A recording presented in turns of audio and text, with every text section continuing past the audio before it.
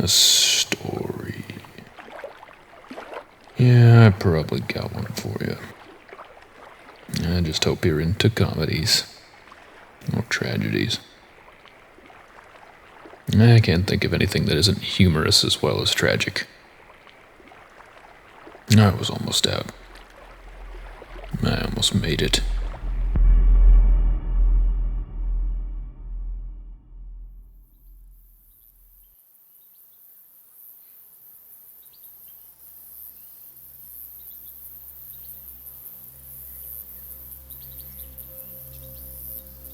We could even see the water. It felt like home was right on the other side. Seconds away, just past the beach, we'd be untouchable. But that wasn't gonna happen. I knew as soon as those Russian pilots started acting real nervous before takeoff. They knew, then I knew. I don't think anyone else suspected it. And I'd have probably traded fates with everyone else for that sense of security and hope they had before it all went down.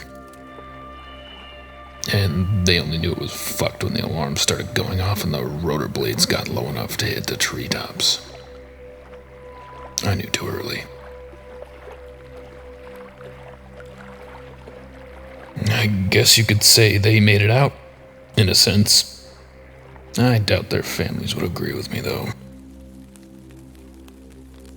Stuck between the water and a war zone.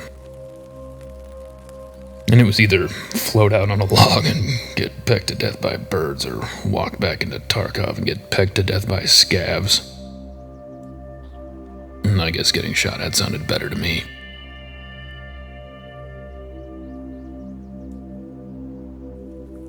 I couldn't get my own rifle out of the chopper. The fire was too intense. Lucky for me, drunken pilot number 2 got his ass tossed out the windshield before we hit the ground. I took everything he had, minus the vodka. Keep it. So I needed to find a way out of the resort area toward Tarkov, but I also needed supplies or I wouldn't last the next few days.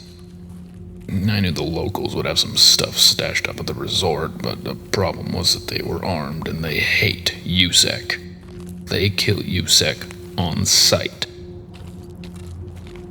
I wish I could have told them that I hadn't heard from USEC Command in 3 weeks and that now I consider myself unemployed. But that didn't fucking matter. The scavs were wearing USEC in bear gear, and some USEC had defected to the Russian side. Even once dedicated soldiers were turning into the same low-life scavs that ambushed them everywhere they went.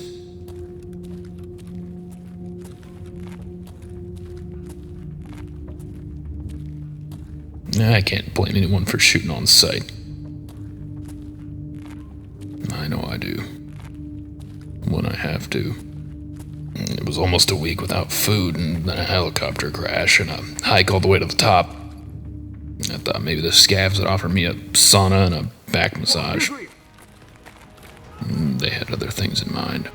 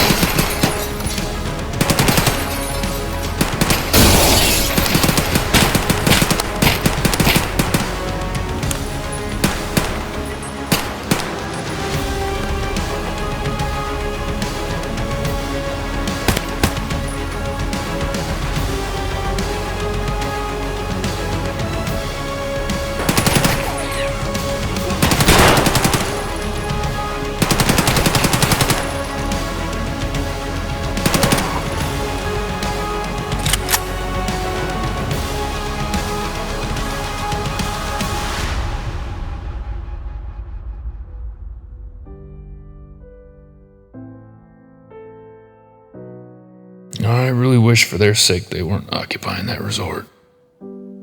These poor people never know when to retreat, when they're outmatched. They think having the gun makes them invincible.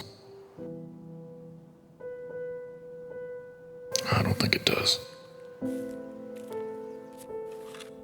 was nice to get some food and drink, though.